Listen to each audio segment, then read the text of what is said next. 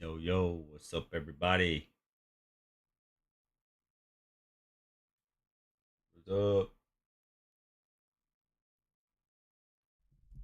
Back from my work trip just in time to go over the Path of Exile 2 patch notes. So that's what we're going to do. That's what we're going to do this morning.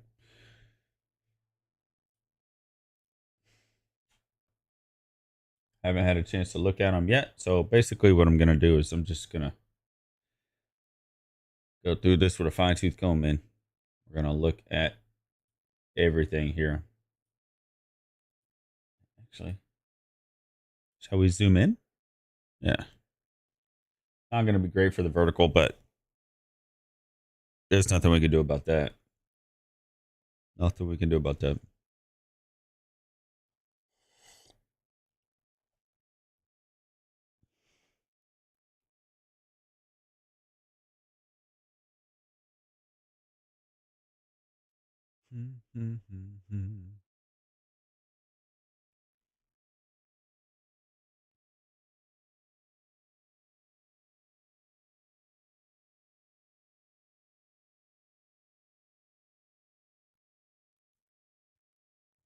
All right, let me see here.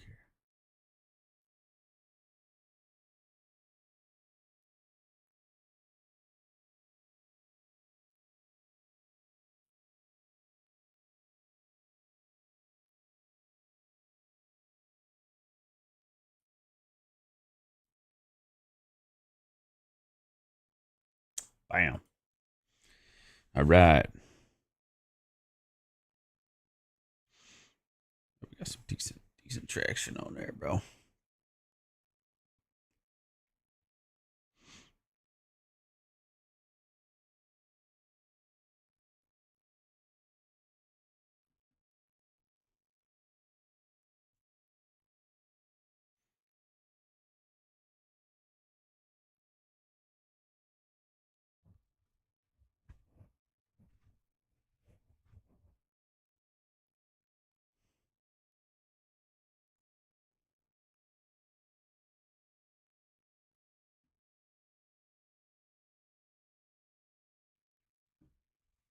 All right, guys, let's get into it. So, this is the biggest patch that Grinding Gear Games has ever done, according to them. So, this patch note list is massive. All right, naturally, it's going to start off with the new league mechanic. So, we've got the Runes of Alder League. Start fresh in a new economy. In each area in the Runes of Alder League, you'll find a remnant which allows you to craft an item of your choosing by using the runic recipes engraved into the slots on the remnant. Depending on the rune shapes used, you will then face an encounter with tough enemies that you will need to defeat to claim your item.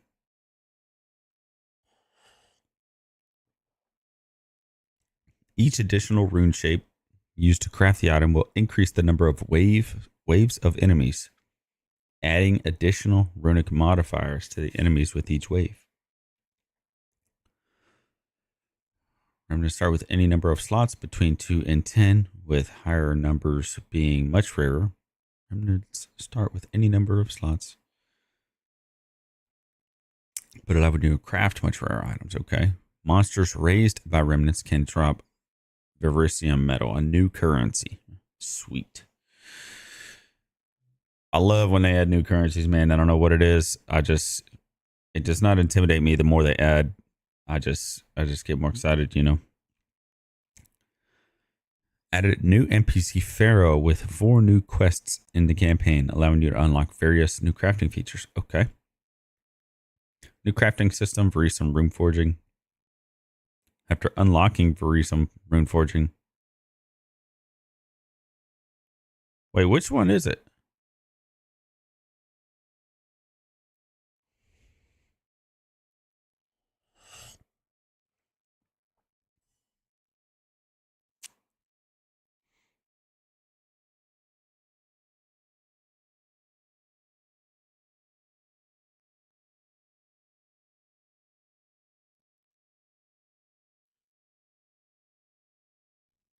I found a typo in the patch notes.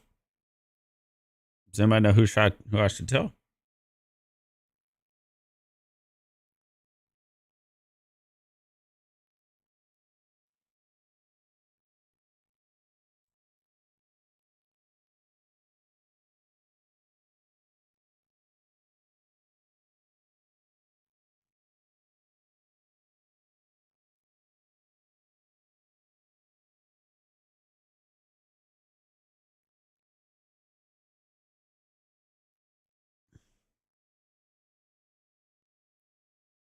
I can't continue reading because my eyes can't unsee this.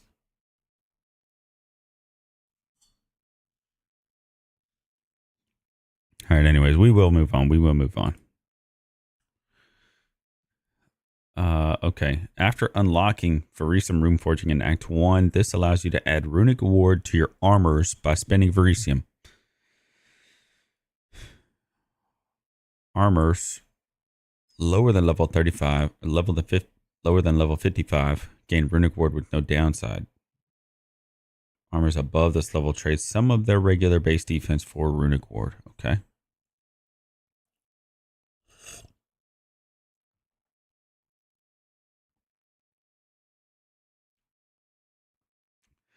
So the new defense is called Runic Ward. So you get Ward. Last Epoch does this where you gain Ward. And there's just another layer here. So this defense kicks in once you reach 1 life, allowing you to continue to survive while Runic Ward takes damage. Runic Ward regenerates independently of your life. Okay. Added 13 new alloy currency items, which can be unlocked through remnant encounters after completing Pharaoh's Quest in Act 2. These items add various new crafted modifiers to items by replacing an existing modifier, similar to perfect essences. Okay. After unlocking unique Verisium Runeforging in Act 3, you can upgrade the base type of unique weapons and armors that drop at levels lower than 55.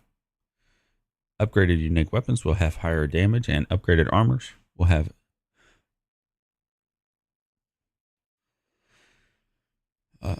upgraded unique weapons will have higher damage, and upgraded armors will have increased base defenses as well as Runic Ward, allowing them to be more competitive at higher levels. Unique armors above level 55 can still be runeforged to modify their defenses to include Runic Ward at the cost of reducing their other defenses similar to the base types. All right, so some much needed like quality of life work there, I guess, with uniques and being able to use uniques that are low level uniques. Some of the uniques never get touched. This definitely opens up some new doors to include them into builds, especially the unique weapons, so we can increase their damage. Unique Verisium Runeforging has additional properties when used on Kalguran uniques. Interesting. Added 13 ancient runes, which can be unlocked to be crafted by remnant encounters after completing Pharaoh's Quest in Act 4. These runes have powerful bonuses specific to each weapon type.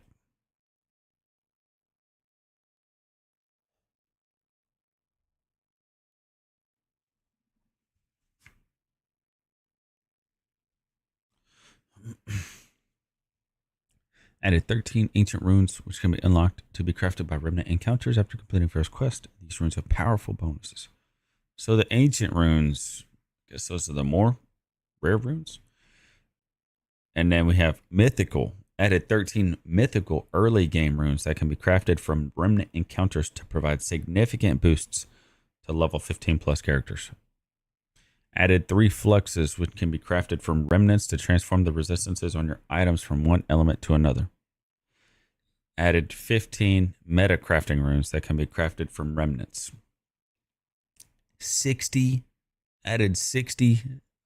plus, so more than 60 runes that can be created by destroying a unique to make a rune that gains some of its properties. I always have extra uniques. I wish that I could. The unique stash tab, you can only put one of each type in there. I don't know how they could fix it, but like I would love to be able to put more than one of my uniques in there. You know? I can't stand not being able to put multiple of the same unique in there just in case. You know, I like collecting them. I hate trashing them. Doesn't feel right. But anyways, maybe this will allow us some way to destroy them so that we actually get some good stuff out of it.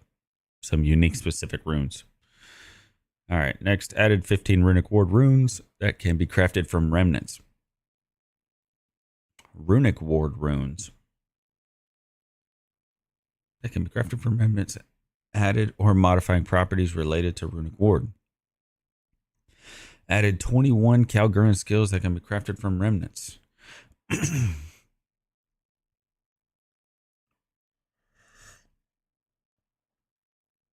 Animus Exchange, Animus Splinters, Bitter Dead, Conductor Runes, Detonate Living, Eternal March, Fragments of the Past, Frostflame Nova, Grim Pillars, Hollow Shell, Leyland's Power. Added 8 Calgurn supports that can be crafted from remnants.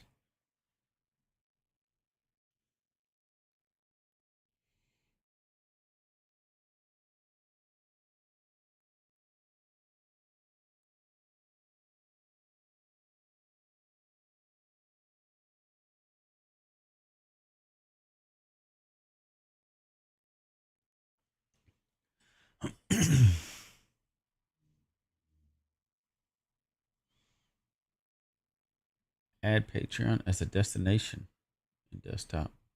Set your audience. Stream directly to Patreon. Who does that, man? I don't have a Patreon, so I guess I can't stream to Patreon. Yeah, we're not doing that, boys. We are not doing that.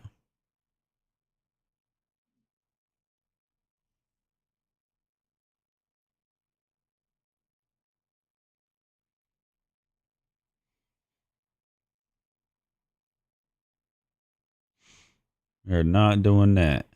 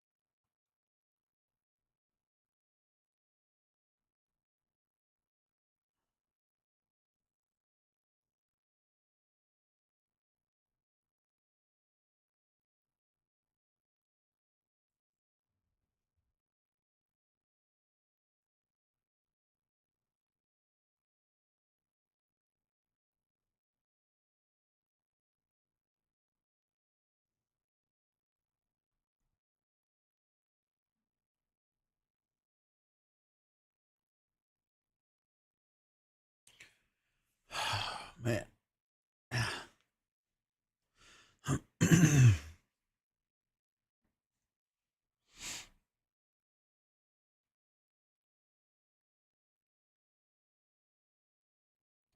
It's freaking pouring down rain at my house, bro.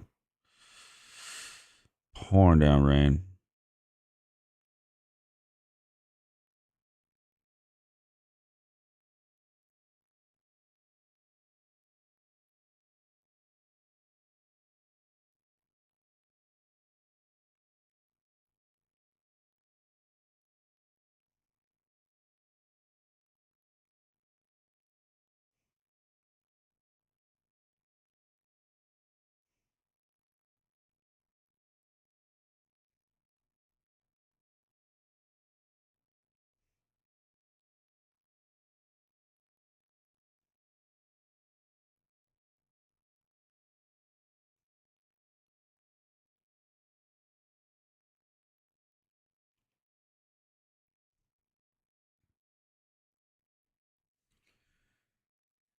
Yo, what's up? We got one viewer, baby. What's up, guys? What's up? Hit me up in the chat. Let me know you're a real person.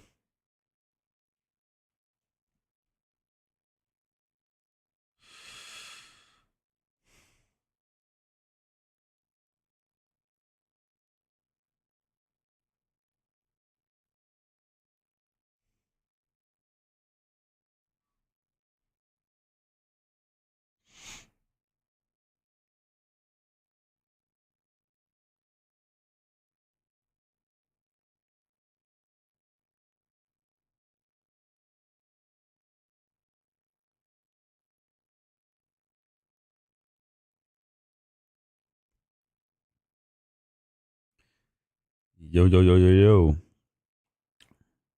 Calgurin.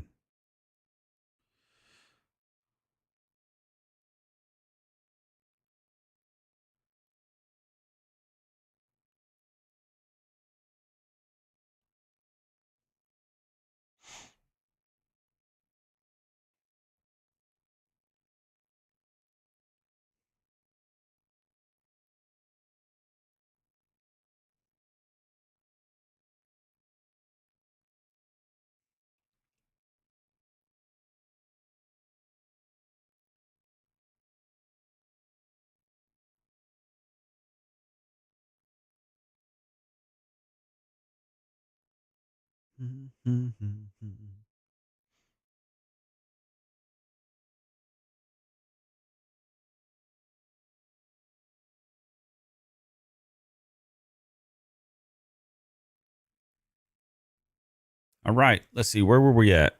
We were talking about the skills. 21 Calguran skills, 8 Calguran supports.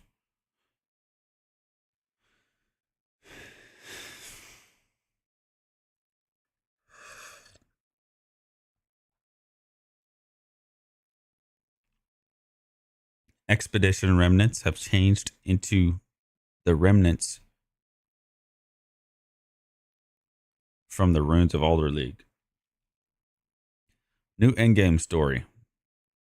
Set out on an expedition with Pharaoh to explore the ocean as you investigate the tombs of the fallen Calgurans and challenge them to earn remarkable rewards.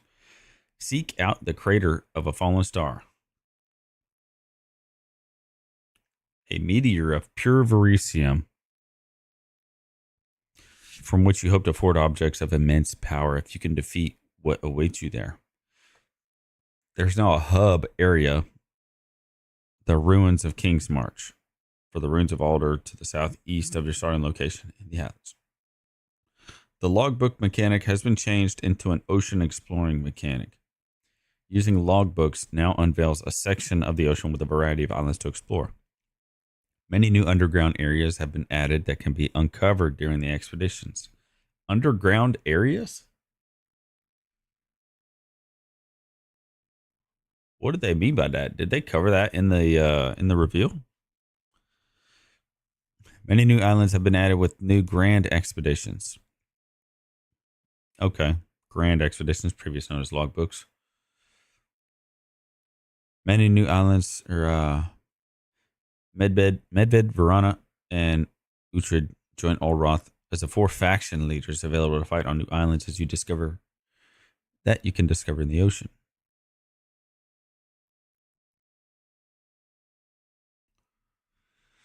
Defeating Ulroth will give you a key that you can use access to the new pinnacle boss for the runes of Alder.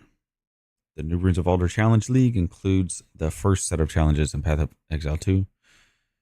Earn pieces of the Knight of the Alder armor set when you complete 2, 4, 6, and 8 challenges in the Runes of Alder. These challenges rewards are only obtainable in this league. So, listen, if you guys want the Runes of Alder armor set, you have to finish your challenges for this league. 2, 4, 6, and 8 challenges. Very simple. We're going to knock that out. We are definitely going to knock that out.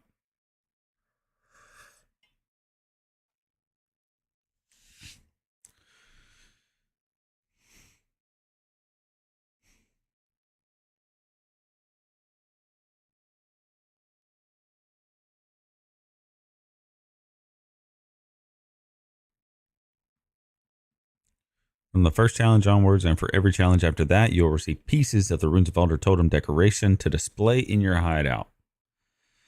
The totem pole permanently showcases how many Runes of Alder challenges you completed, so we got to do all of them. All of your old characters from the early access launch are still present, but a free passive tree refund has been granted due to the changes.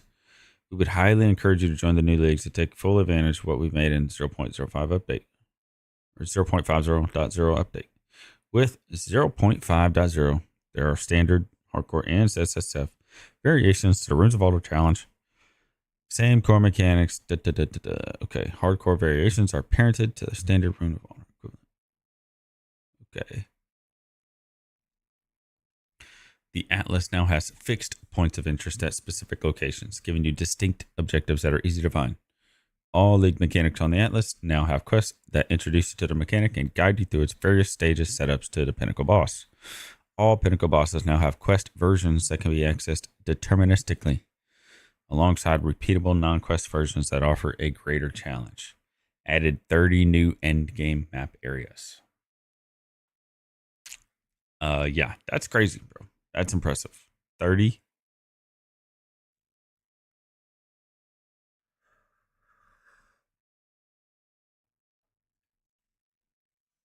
New endgame storyline. The Cataclysm of the Beast has invoked an ancient protocol designed to scour for and purge corruption should it ever take hold to this degree. Traverse the Atlas and enter the fortress and activate the gates. Obtain the keys to reach ancient precursor weapons and disarm them. On completion of your first tower, a fortress will rise from the earth. Maps inside the fortress grant one more passive points for the Atlas passive tree. This entirely replaces the previous method of gaining Atlas points. The Atlas tree has been significantly expanded with over 300 nodes. Oh, man, 300. Sheesh. After completing all the maps in the fortress, you will gain enough passive points to fully allocate the Atlas tree. As the entire Atlas tree can be fully allocated, there's no need to allow respecialization for it anymore. Multi-choice nodes on the tree can be changed between options at any time. Many maps in the fortress have ancient modifiers that add or modify the contents of the maps. Any maps with modifiers that add secondary content to a map also implicitly add the content to the map as well.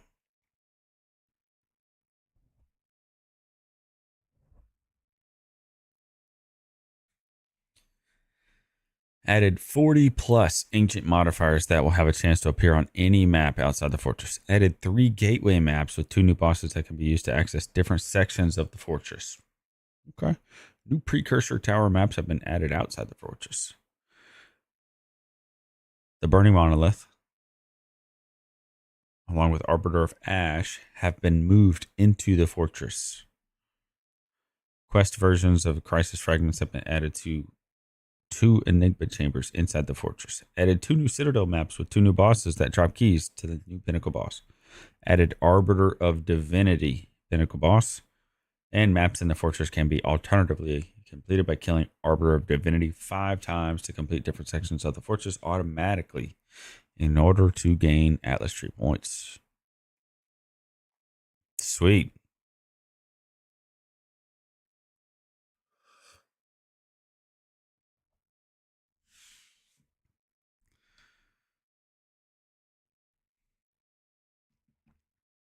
Alongside the Atlas tree, a new system called Masters of the Atlas introduces ascendancy style progression for the end game. Players can align with different masters such as Jado of the Order of Jin or monsters or the monster hunter Hilda, each offering unique asymmetric bonuses that can be swapped between maps at will, enabling build defining bonuses.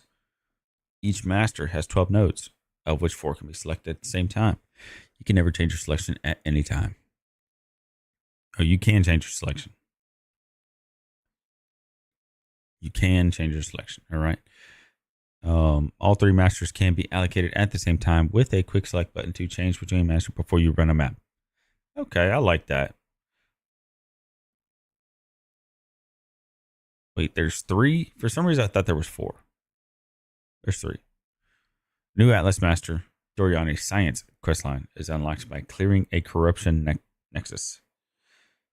Hilda's questline unlocked by visiting Hilda's campsite slightly southwest of your starting location on the Atlas. And then Jado's Spycraft questline is unlocked by completing an anomaly map near the starting location. Delirium new storyline. An ancient trickster god has been unleashed, spreading madness across Railclass. Do you dare uncover his origins and confront your darkest fears? So they gave us a link for more details? Oh.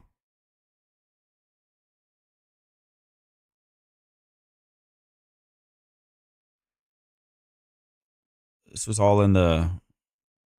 I think this was all in the reveal, right? I don't know why they brought me back here.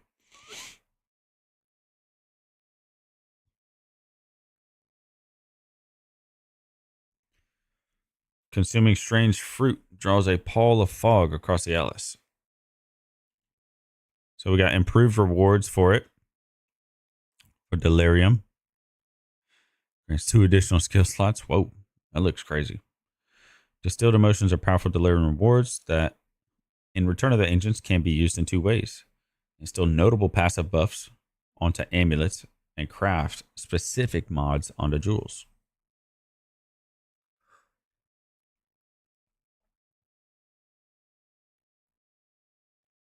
Each emotion can provide modifiers such as critical strike, movement speed, and many more valuable stats. All right, face the madness. After conquering the simulacrum,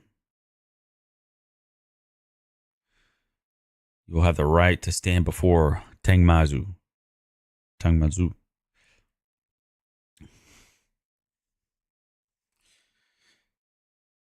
So are these his uniques, I'm assuming? We get the Raven's Flock.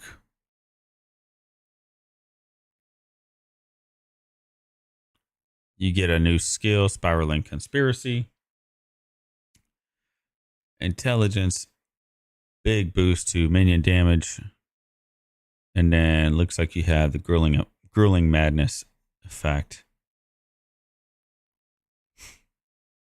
34% increased spirit reservation. And we get the gloves.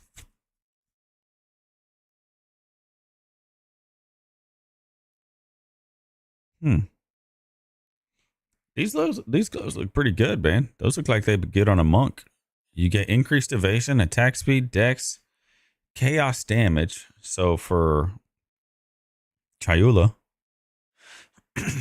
gain 1 fear incarnate when you call a target. All right, let's go back. I forgot where I was. I always just clicked on this link. All right. So now hub area. The Withered Willow for Delirium to the southwest of your starting location on the Atlas. The maps around this location also all contain Deliriums. And will give you points for the Delirium Atlas passive tree. The Delirium Atlas passive tree has been completely revamped with many new nodes. And existing nodes changed. Okay. After breaking Delirium Mirror, there is now a progress bar showing how deep you are in the fog and how long you have until the fog clears. Okay. Yeah, I like having the progress bar, whether that's like, how much time we got left, or, if I'm killing enemies and I'm filling that bar, so I got more time. I like having that feedback.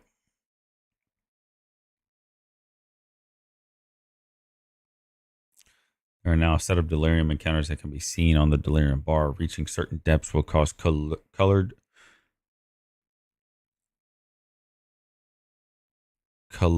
mirror shards to appear.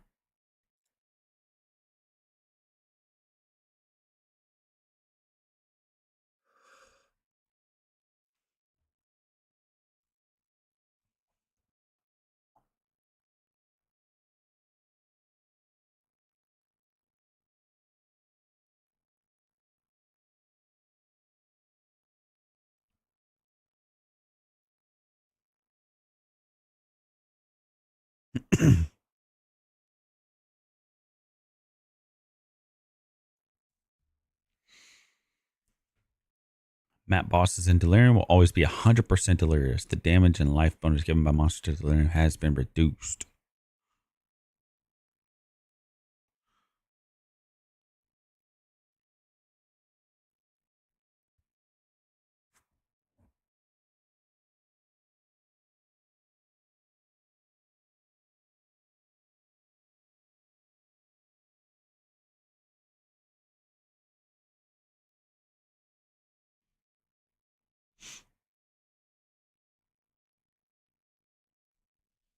All right, liquid emotions can now be, let's go back. Added 5 new elite Delirium monsters. So we got 5 new elites to Delirium. That's pretty good. Added a new sub area. Loathsome Mire. Loathsome Mire drops 2 new amulet base types that grant 2 instilled notables at the cost of either 1 suffix or 1 prefix. Liquid emotions can now be used to craft additional mods on jewels. These work similarly to greater essences, each having a set of specific mods that will replace a random existing mod on the item. Completing Delirium Mirrors now has a chance to spawn Grand Mirrors on the Atlas on a nearby map. The Grand Mirrors create a duplicate of the map boss in the effective map. Killing both map bosses will unlock a new Atlas mechanic, the Trial of Madness. After triggering the Trial of Madness, fog will spread from a map of your choosing on the atlas, including a locked simulacrum. While inside the fog, the entire map is delirious, starting at 10%. Killing rare monsters and the map boss increases deliriousness of all maps in the fog. On reaching 100%, the simulacrum will become available. Deliriousness can continue to be increased up to 200% delirious. Rare and unique monsters and delirious maps have a set of new delirious modifiers, giving them strange new abilities.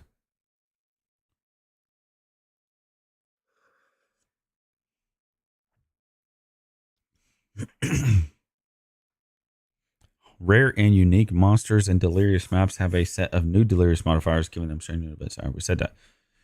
Map bosses of delirious maps can additionally drop a new set of 3 potent emotions that can be used to craft new powerful modifiers on jewels that are not available in normal jewel mod pool.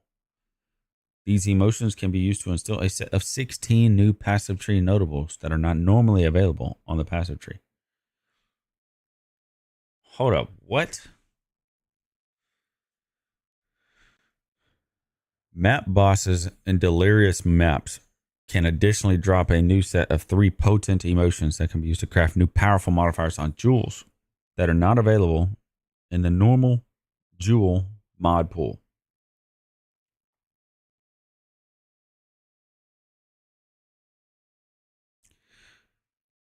Okay, got that. These emotions can also be used to instill a set of 16 new passive tree notables that are not normally available on the passive tree. What does that mean? We have 16 new passive trees? Passive tree notables?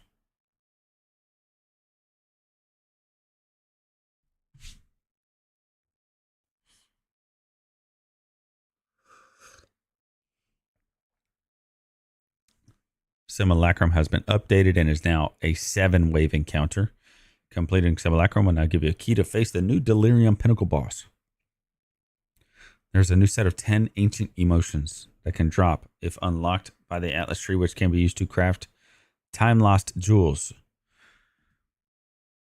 There are 3 ancient potent emotions that can be used to craft new powerful modifiers on time-lost jewels that are not normally available in the mod pool. Some non-amulet delirium uniques now drop with the Raven Touched modifier, allowing them to be instilled. Wow, bro, this game just got a whole lot more depth, especially on the end game here. Let's cover that second to last one again. There is a set of 10 new ancient emotions that can drop if unlocked by the Atlas tree that can be used to craft time-lost jewels. There are also 3 potent emotions that can be used to craft new powerful modifiers on timeless jewels that are not normally available in the mod pool.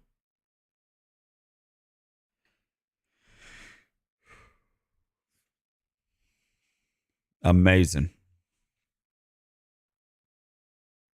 Amazing. New Breach storyline. Travel to the Monastery of the Keepers, the hallowed halls of the Keeper's Flame, and discover the Genesis tree stolen from the enemy and gifted the Keeper's Flame by the Dreamer himself. For more information, yeah, we'll go. All right. Waking the Dreamer. The Hiveborn are grotesque creatures from a strange realm, seeking to break free and overrun another.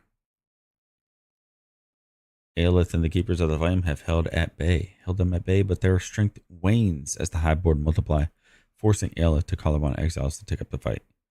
And this is where we thought we were getting swords. We'll get them eventually. Annihilate breaches. Encountering a breach will now display an indicator, extending the counter time as enemies within the area are slain. So that's all right. We got the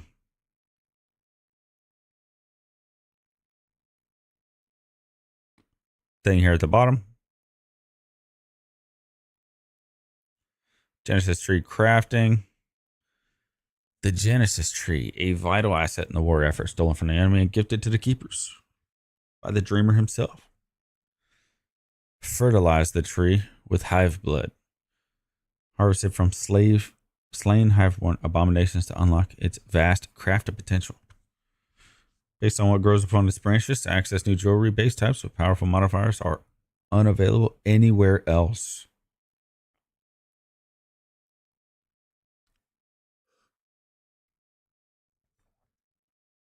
All right. Wow. Okay, so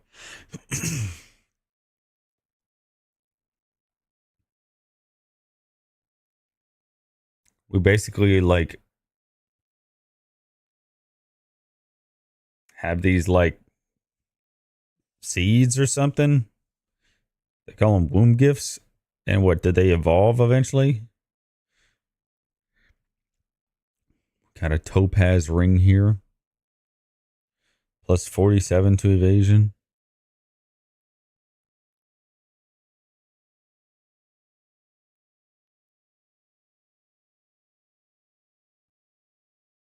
Vitalic ring. Spell damage mana. Mnemonic ring.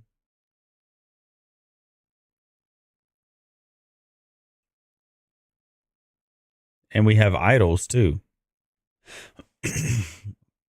Idols and runes for we could put them in our jewelry. Now this amulet here, this item gains bonuses from socketed items as though it was a helmet.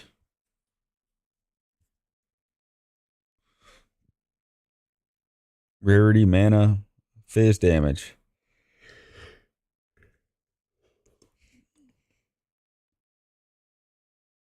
And we have this idol, and obviously it's going to be the helmet one, so 8% increased area of effect. This item gains bonuses from socketed items as though it was gloves. Gloves, 20% increase from weathered magnitude.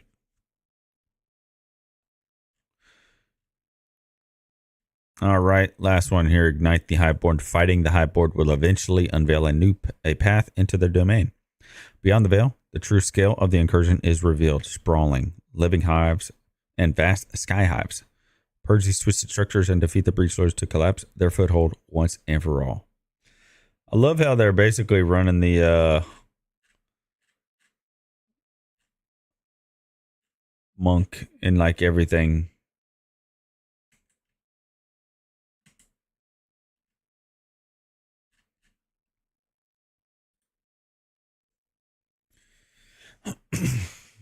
All right, let's keep going in the patch notes. We covered some of this stuff. There's a new hub area, Monsters of the Keepers, south of your starting location. Okay, so when you start in the end game, there's breach encounters near your start point. Completing them gives you points for your breach atlas tree. Good. The breach atlas passive has been completely revamped. Good. Starting at a breach now shows a progress bar. Yep, we saw that. Reaching 100% on this bar will begin a new mechanic, a stabilized breach. A stabilized breach will spawn new challenges at its starting point. Added new boss to stabilized breach. Varun, Marshal of Zisht. Added new crafting system, the Genesis tree.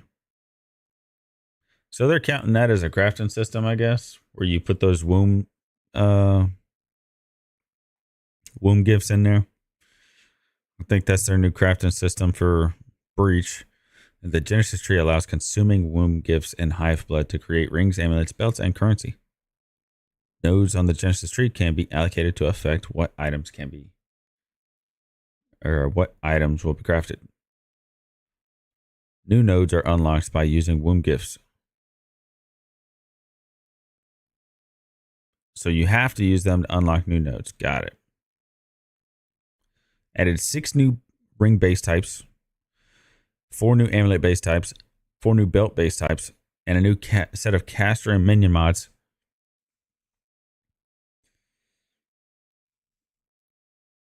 It looks like these can all only be crafted from the Genesis tree, exclusively from the Genesis tree. Catalyst can no longer drop monsters. These are now solely obtained from the Genesis tree. Okay. Added a new set of 12 catalysts that can add quality modifiers to jewels. Killing monsters in the breach now drops hive blood and womb gifts and breachstone splinters. Breachstone splinters turn into a special womb gift when fully stacked.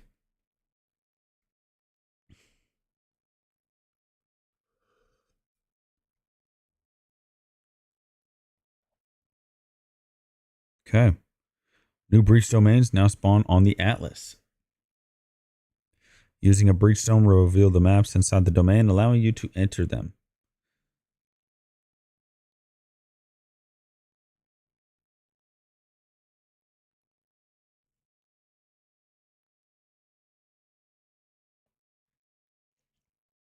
Allowing you to enter them. Maps inside the breach domain contain new encounters. Breach hives, sky hives, and sky fortress. Breach hives have a series of walls that can be burned by walking through them. Each wall destroyed will increase the number of monsters in the encounter, which can be started in the center. Sky hives are a new area in which breach lords have constructed fortresses that you will need to assail. Sky hives contain a challenging multi-wave encounter in which you will need to defend. Aelith, while she closes the domain, Aelith will gain a series of abilities that can be triggered during the encounter with various effects. Fortresses are a new area with a new pair of bosses, Toll and Esh. Defeating Toll and Esh will give you a key to access the existing Breach Pinnacle boss. All right. And then we have Ritual. New storyline. Aoif lingers as a restless spirit bound to Wildwood, searching for one who might answer a call. The King of the Mist has claimed her flesh, leaving her soul adrift, untethered and unable to pass. She believes that only by reclaiming what was taken can she be made whole once more. Let's check that out. The Right of the Nameless.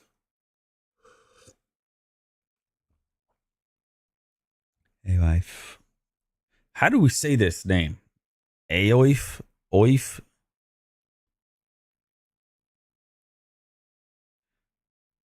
Lingers as a restless spirit bound to the wildwood and searching for one who might answer her call. The King of the Mist has claimed her flesh.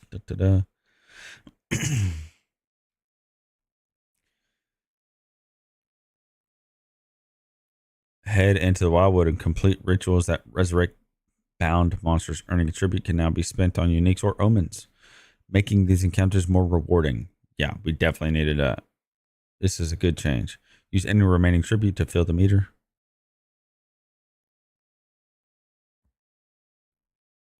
And gain an audience with the King in the Mists.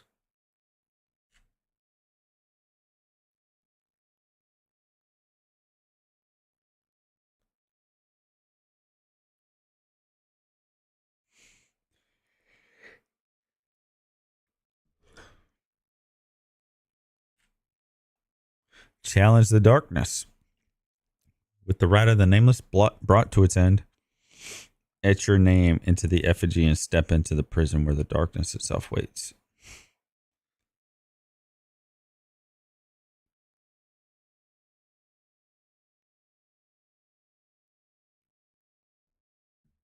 Yeah, we saw that in the reveal.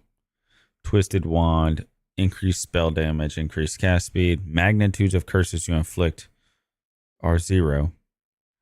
Curses you inflict ignore the curse limit. Spell hits gain 25% as extra chaos and physical damage per curse on the target.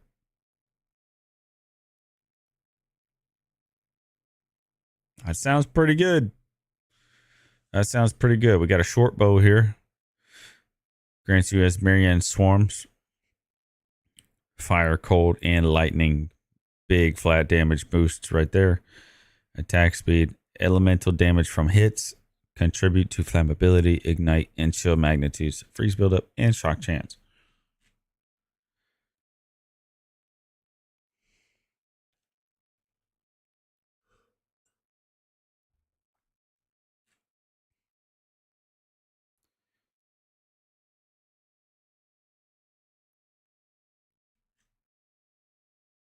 All right. So where were we here? New hub area, Karatarth. To the west, you have ritual encounters all around the start there. Completing them gives you points for the Atlas tree. Atlas tree has been completely revamped with new nodes. After completing ritual altar encounter in a map, Locust will point the way to the next altar. All items in endgame ritual screen are now either uniques or omens. Any tribute not spent on rewards now be sacrificed to gain an audience with the king. Killing the king in the mist now drops a new key, the head of the king. This key can be used in Karatarth to begin the Rite of the Nameless. The Rite of the Nameless is a new Atlas mechanic in which you choose a series of 5 maps to complete in a single continuous ritual. There are monsters from each ritual, including the map boss, will reappear in each map in the sequence, making for a very challenging encounter. The unique bosses from each map will only appear in the final ritual of each map. Wow. Okay. In a single continuous ritual? That sounds legit. No more leaving your maps. Do you have to leave the map, I wonder?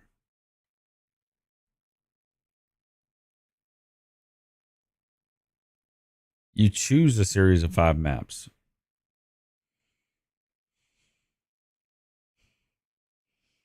All right. While choosing map rewards for the Rite of the Nameless, each map after the first will contain extra modifiers which will affect the difficulty and rewards during the rite. Each map in the Rite of the Nameless awards one element of the key used to access the ritual pinnacle boss.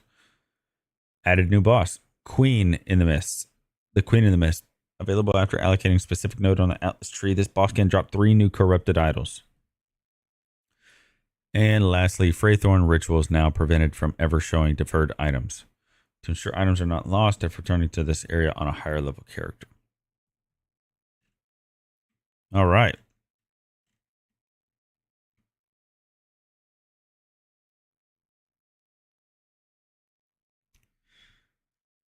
All right. Now we have Fate of the Vow. Go through this one and then I'll have to use the restroom and I'll be right back. All right. Fate of the Vow. Moving to core. Fate of the Vow has been added to the core game. You first encounter a series of 6 ancient beacons in Act 3. Yep. Energize them to obtain energized crystals and open a portal to the Vow ruins. You'll encounter a set of 6 ancient beacons in the interludes. There's now a passive Atlas passive tree for the Fate of the Vow League mechanic. An Atlas passive tree? For the Fate of the Vow? Bro. Aziri's temple can now be found on the Atlas to the northeast. The restoring location in the city of Laravel. Maps inside the city of Laravel always have energized crystals and grant points for Fate of the Vow passive Atlas tree. Okay. There are also new temple precursor tablets that will guarantee Vow beacons in your maps if you want to focus on this league. There's no longer possible to prevent a room from being deleted in the temple. Rooms that must be deleted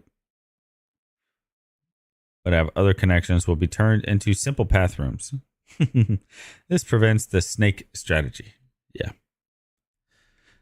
The number of rooms in the temple when first starting has increased to allow getting to Atziri more quickly. Okay. Rooms can now be upgraded to tier 4 after unlocking this ability in a temple passive temple Atlas tree.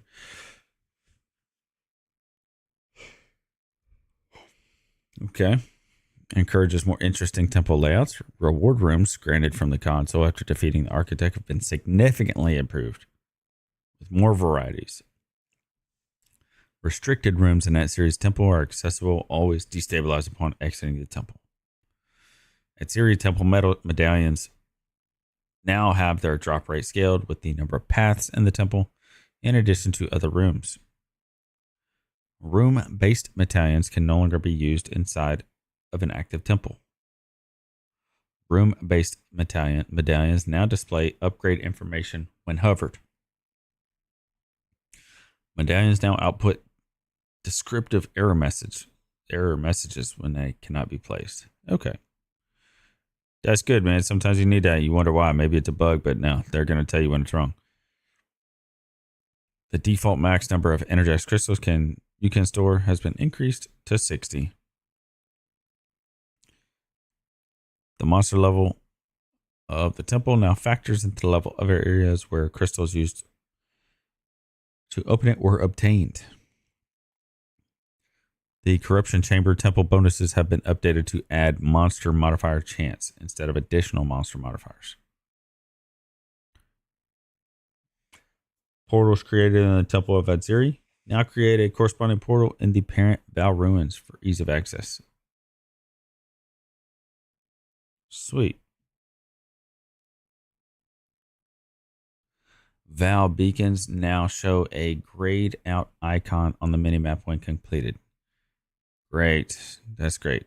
Need that. There are now 4 types of infusers. Existing Val infusers are now Val armors infusers, which can be applied to armor. Val blacksmiths infusers can be applied to martial weapons, while Val arcanist infusers can be applied to wands, staves, and scepters. Val catalyzing infusers can now be applied to jewelry. All infusers can only be used on items at or above 20% quality. What? Okay. Fate of the Val currency items now have a max stack size of 5,000 when stored in the wildcard slots in the currency stash tab. Some of the possible outcomes from applying to Val cultivation orbs to unique items have been updated. Adziri's rule unique staff can now roll 10 to 20 increased life cost efficiency. So what was that? A nerf?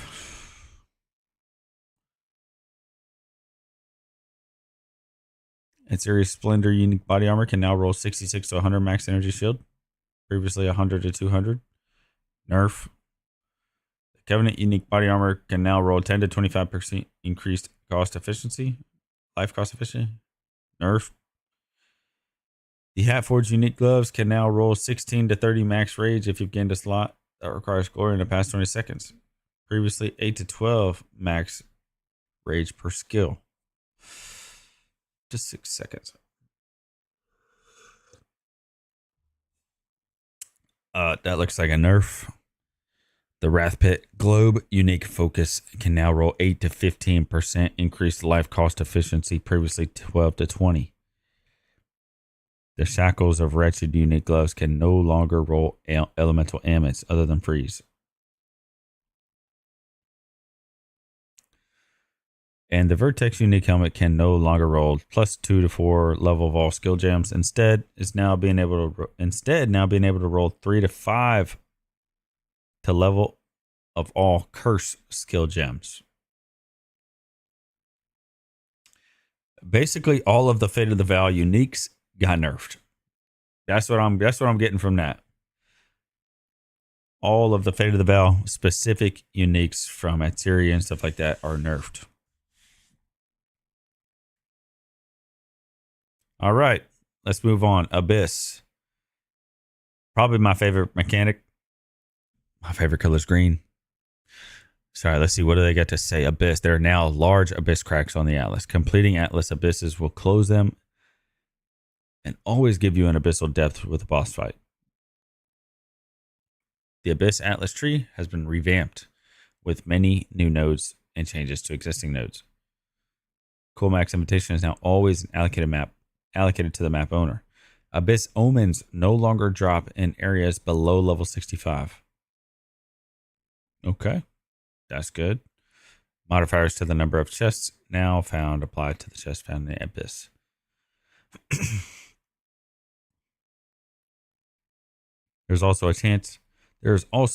These also apply to the chance to find an abyssal depth. So the chance to find an abyssal depth does not decrease with more chests in the area. Adjusted the damage of Meteoric Demise Abyss monster modifier. And Lithomantic runes from Lithomantic Runes Abyss monster modifier are now active after a longer delay. Sounds like a little bit of a nerf there. All right, expedition. The one thing that I like never do. So maybe I should run it more, but it just doesn't really interest me. Expedition League has been temporarily disabled on standard leagues due to integration with the Runes of Alder. This will be reintegrated into standard after Runes of Alder is over. Okay. Recombinator has been disabled. The Forgotten by Time Expedition Precursor Time disabled. Expedition explosives now wait to explode. Have been killed. You can now use currency from your stats to purchase items from the expedition vendors. Sweet. Other in-game changes. Wow. Yeah, we got a lot. We got a lot. Ladies and gents.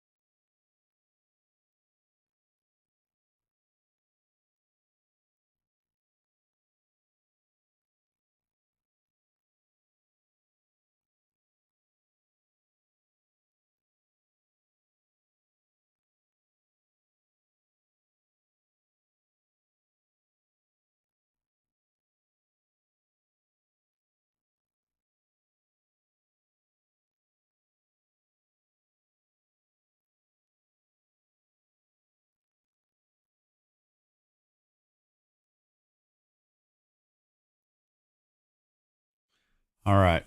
I'm going to try to translate this.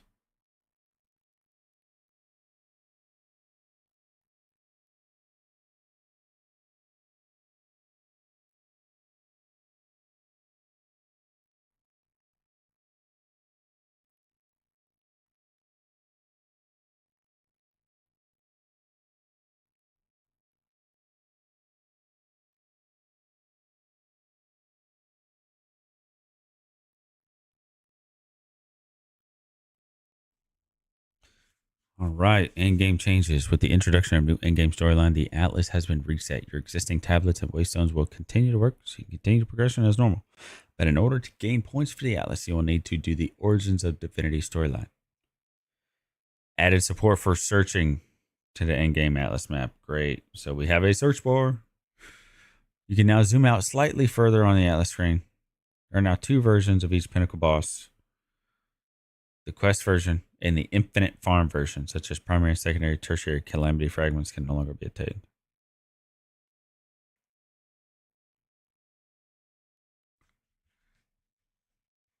Tablets from the same type may now be used together.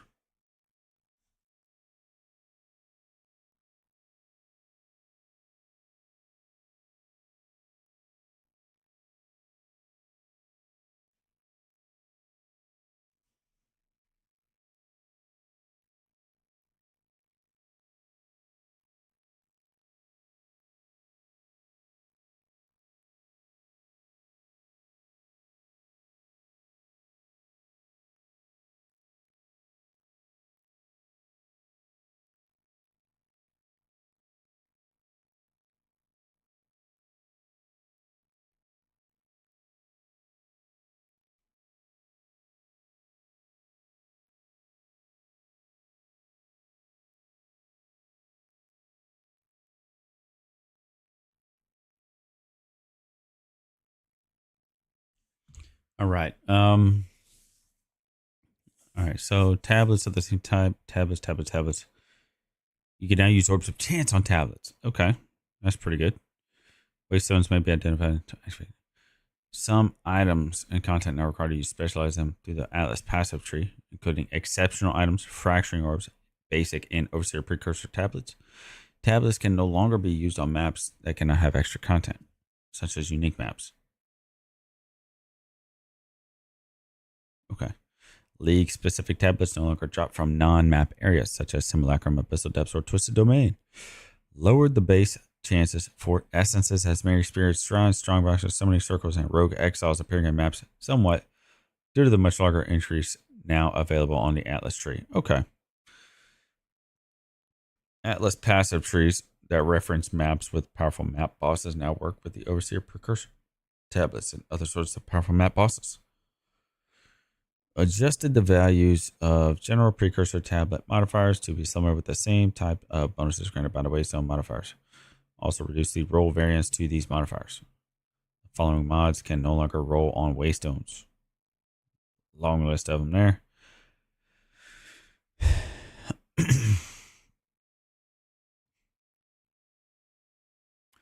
Waystones have received new 2D art.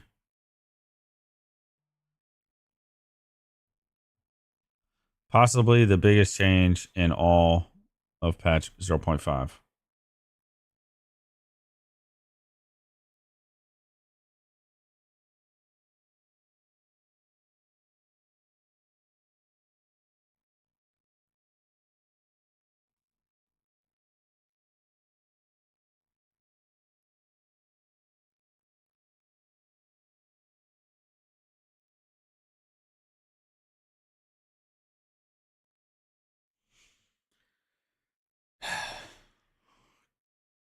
All right, guys, we're going to take a quick break and we'll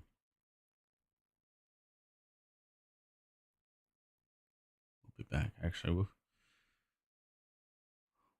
take a quick break and we'll be right back, guys. We'll continue with these patch notes.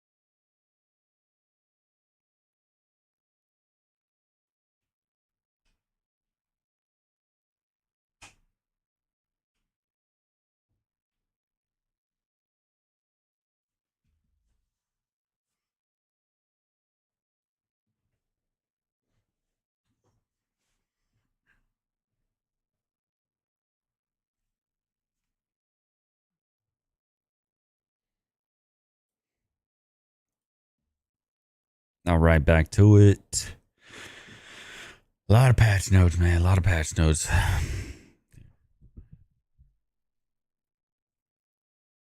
And it's a lot, right? We got to read it all. It's necessary. Got to know what's going on. And probably won't remember most of it. But every little bit matters here. So, all right, campaign replayability. We saw that in the release.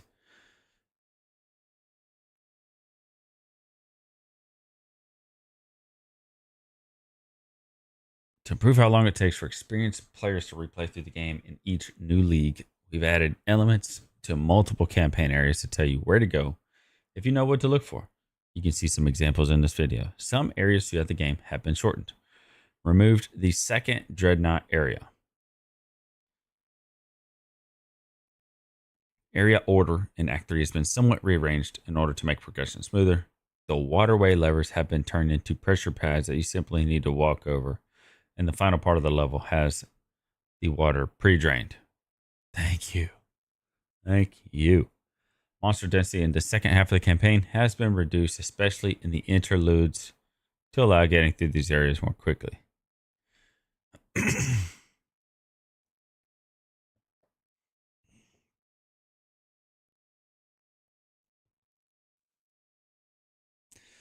Okay, player changes. Bleed damage on players no longer increased while the player is moving. This change does not affect bleeds players apply to monsters. Your max runic ward is now added to your starting honor when beginning a trial of Sycamus. The defenses keyword is no longer in use. Okay, existing uses of the word defense is now explicitly refers to armor evasion and energy shield to make it more clear that these modifiers do not apply to runic ward.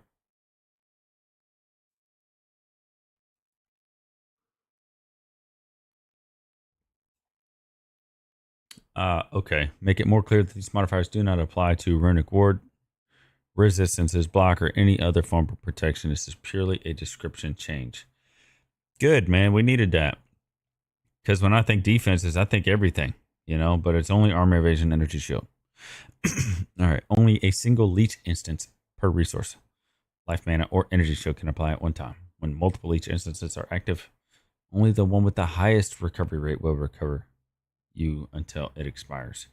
After that, which is the next highest recovery rate will instance will apply.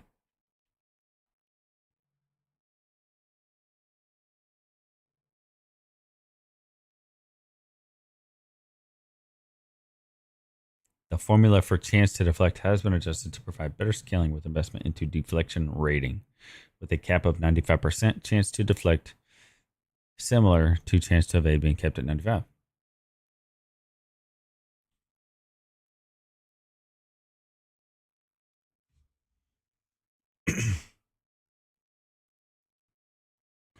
The new chance to deflect is where A equals attacker accuracy rating and D equals defender deflection rating. This makes for a linear path and gets rewarded at higher investments.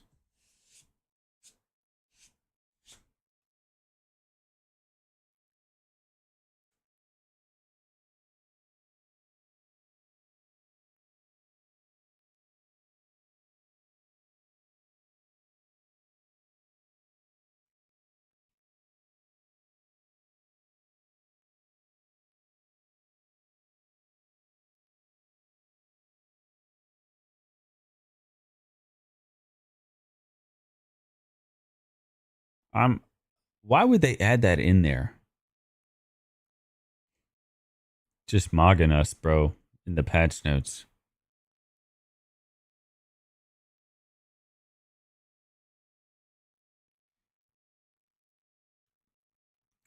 Parry, shield block, and resonating shield no longer delay heavy stun buildup from decaying longer than expected.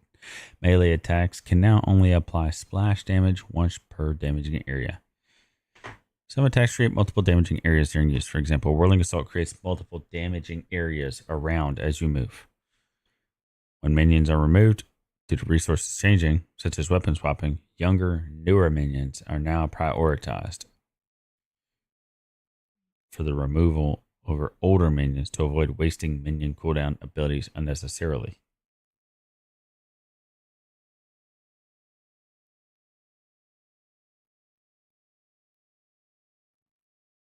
Minions affected by last gap support, Techard's Revenge, minion support, and Heartwood no longer die during effect and taking further damage, exceeding their max life.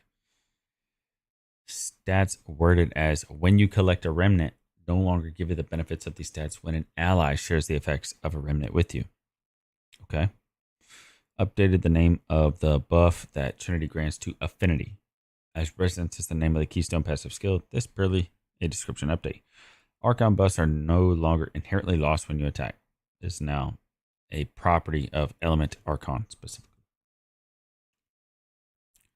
New content. All right. Introduce new martial artist ascendancy class for the monk. And introduce new Spirit Walker ascendancy for the monk. We saw those in the release, in the reveal. And we have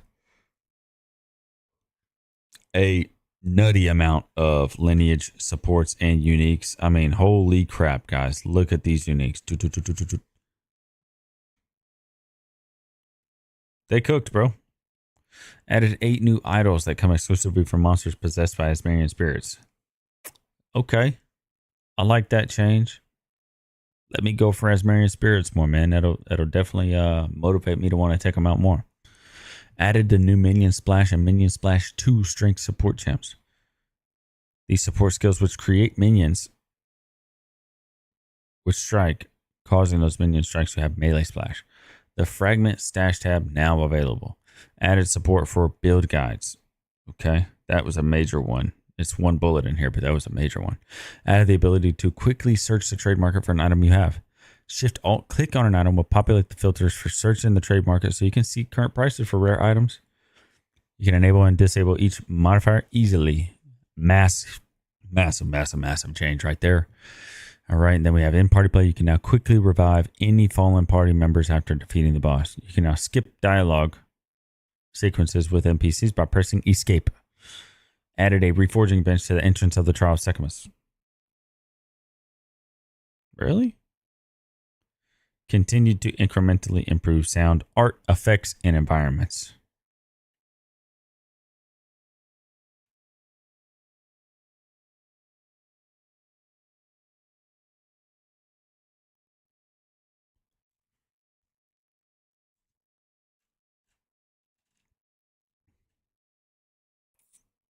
All right. Ascendancy changes. Acolyte of Chayula into the breach skill granted by Walking Dream. Notable passive. Now grant leech 20% of your max life.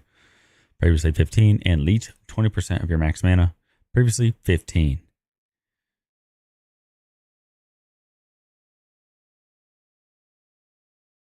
Okay. Blood Mage. The Vitality Siphon. Notable passive. Now grants 20% of spell damage. Previously 10. Chronomancer.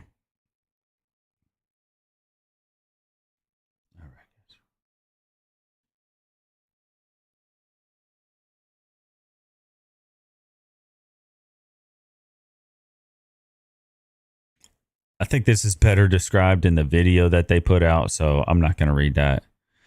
Gemling Legionnaire, Crystalline Potential, notable passive skill removed, added new passive skill, Essence of Virtue.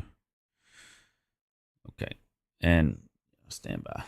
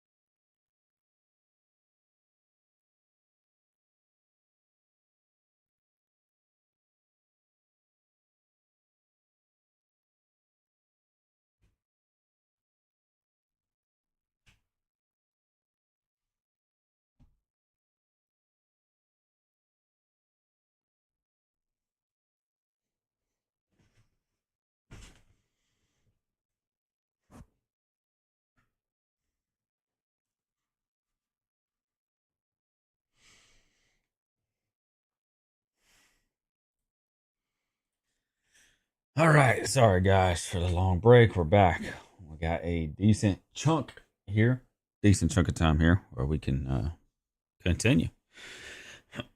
So I think we left off at the Gemling Legionnaire. The crystalline potential notable passive skill has been removed. Added a new notable passive skill, Essence of Virtue. This grants a virtuous barrier skill, which while active, conjures a glittering barrier that accumulates protective gemstone motes of each attribute type, but loses a random mote when you're hit. Huh.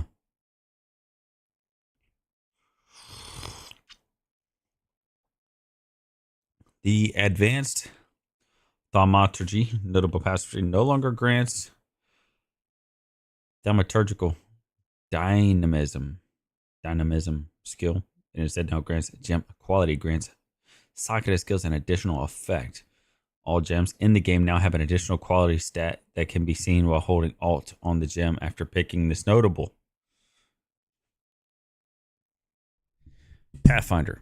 The overwhelming toxicity noble passive skill now grants 50% less poison duration. Previously 35. The running assault notable passive skill now grants 30% less movement speed penalty from using skills while moving. Previously 50. Obsessive rituals now grant 50% less armor and evasion rating. Previously was 35% less. Passive tree changes. 19 new companion themed passive skills to the passive tree.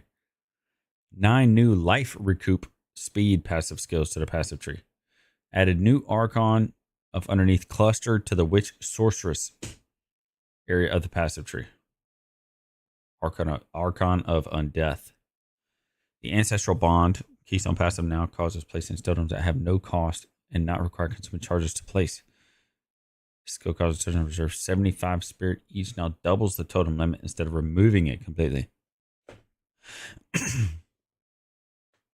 The Trusted Kinship Keystone passive skill now grants 30% more reservation efficiency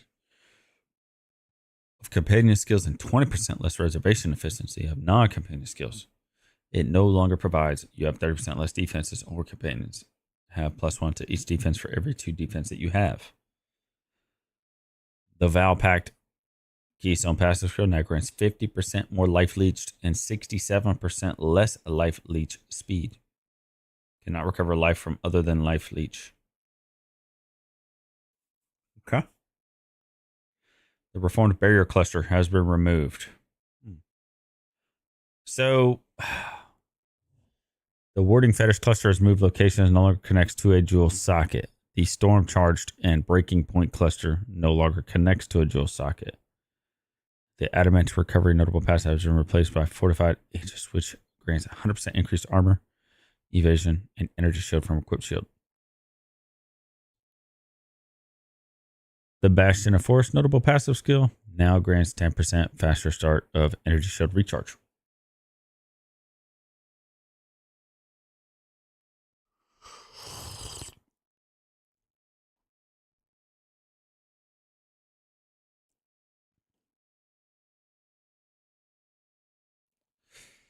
Lots of changes here.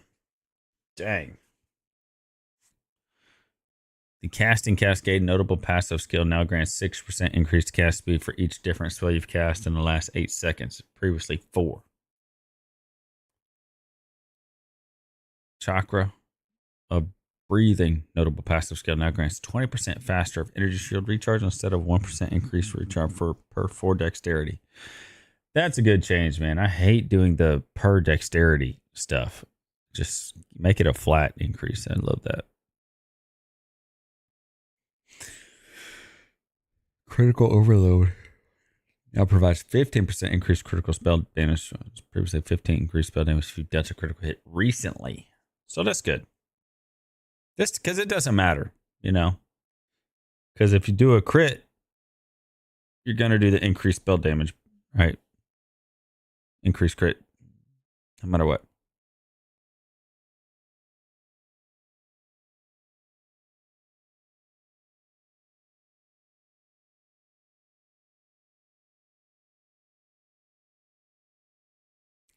Lifelong Friend, Nurturing Guardian, Mystic Stance, notable passive.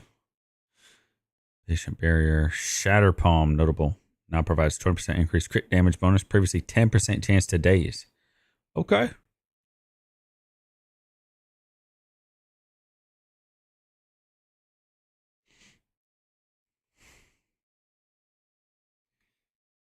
I gotta sneeze.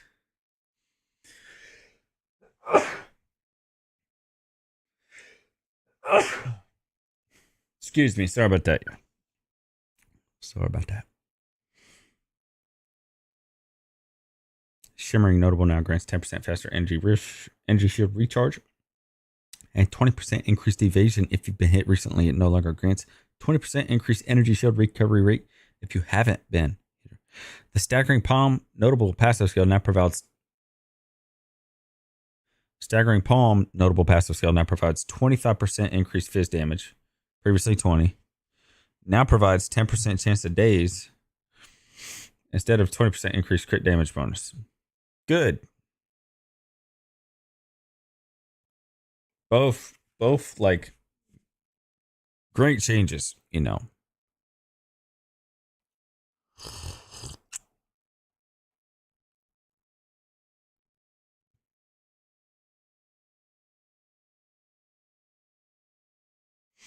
The Tempered Mind Notable passive skill now provides 15% increased effect of fully broken armor.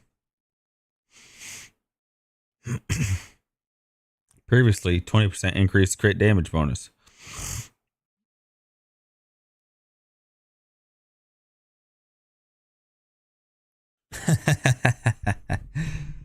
All right.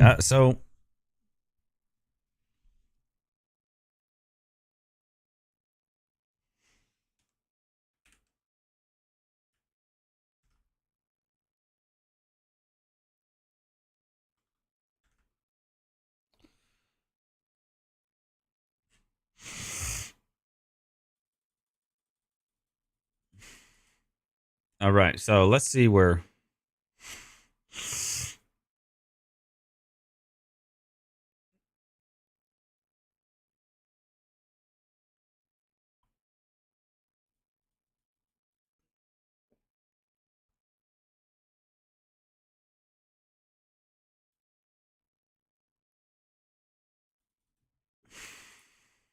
I sort of thought maybe like crit had gotten nerfed a little bit just due to the amount of updates to like crit damage bonus going to something else, but I think it still seems balanced.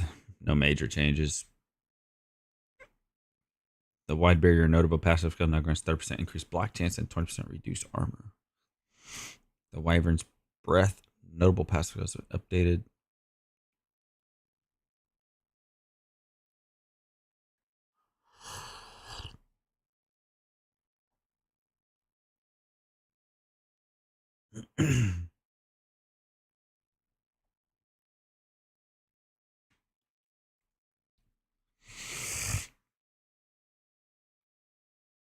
All right, let's look at the skills here. Skill changes. Skills with a fixed number of projectiles, such as Glacial Lance, can now benefit from effects that cause projectile count modifiers to apply to something else instead, such as Ricochet 3 support. Skills which have a cost of 0 mana now display the cost. This allows player to distinguish between skills like default attacks, which do not have a cost at all, and thus are unaffected, for those of which who do have a base cost, but with a 0 base value, which are affected by cost modifiers. Crossbow ammunition skills now have a base cost of 0, rather than having their cost completely disabled, meaning that effects that add additional cost will now apply to them. Okay. Ignites inflicted on the target by oil ground that has been ignited can no longer compound, and cannot be compounded with other ignites from the same skill use. All command skills now have a 50% movement speed penalty during skill use.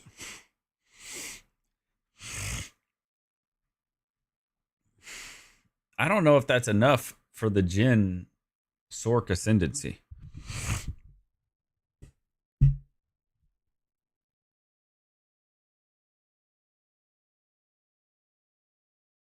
Aligned Fate, granted by the Oracle's Fateful Vision. Notable passive. Now has modifiers, cooldown, recovery rate, supply visage. Ancestral Warrior Totem.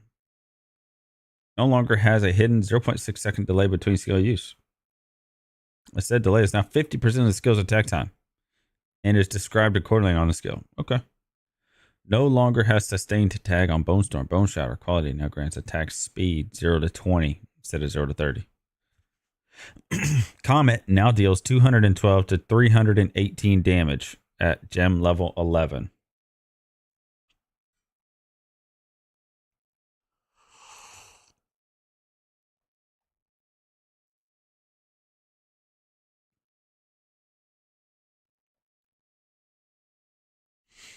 Comet got nerfed.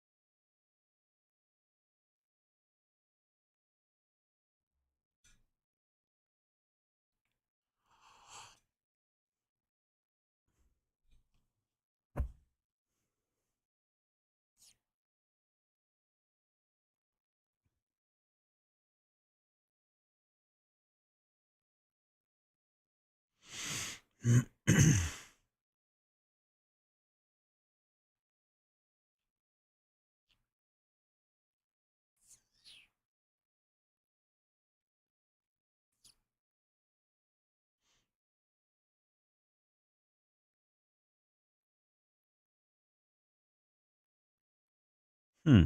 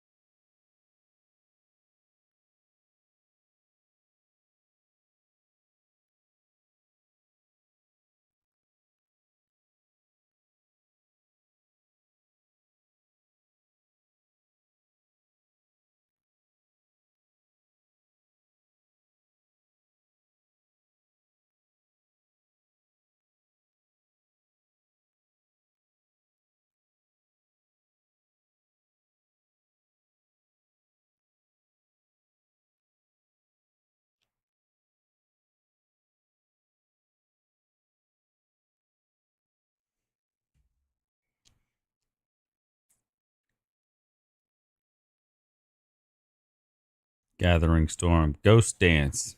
I think Ghost Dance. The interval between gaining ghost rounds is no longer a duration. It now has modifiers to cooldown recovery rate that also apply to Ghost Shroud gain frequency.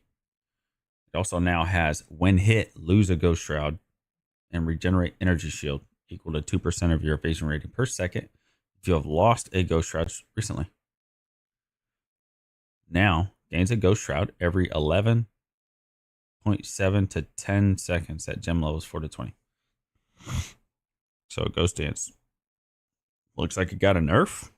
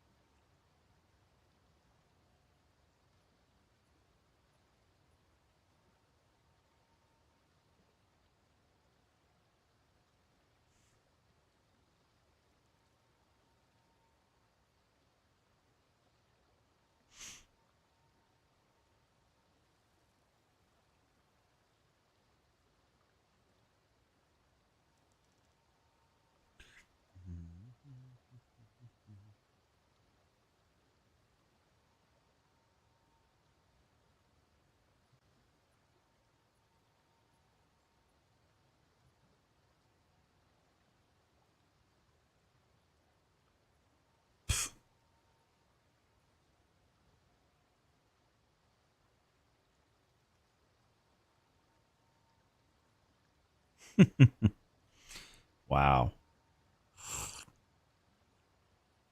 All right.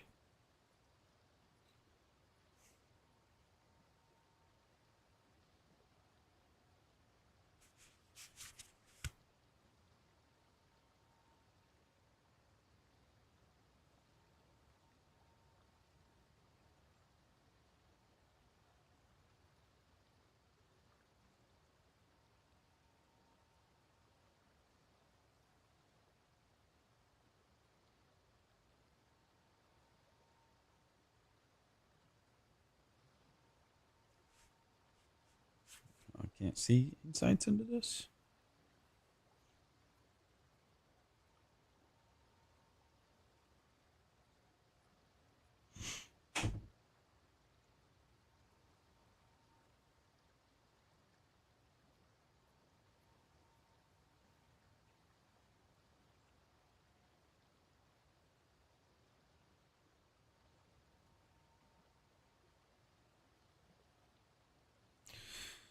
All right, guys.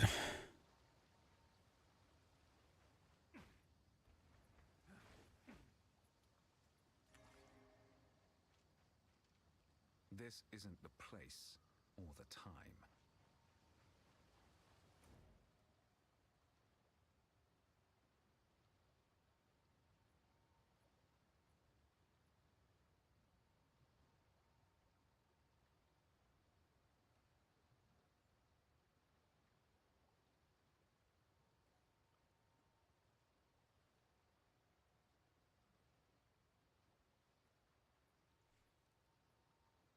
Dark Visitor seeks coins.